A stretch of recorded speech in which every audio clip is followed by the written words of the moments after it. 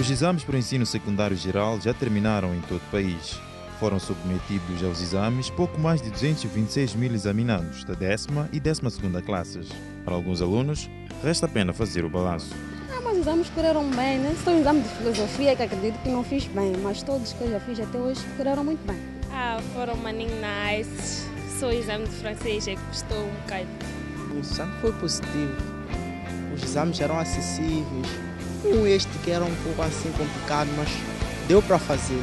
Quisermos saber destes alunos quais foram os exames mais difíceis e mais acessíveis. Na minha ótica, o exame mais acessível foi o exame de matemática, porque o que saiu no exame de matemática, a maneira como elaboraram era a mesma maneira que a minha setora de matemática ia elaborando os testes, as ACPs, os testes, tá vendo?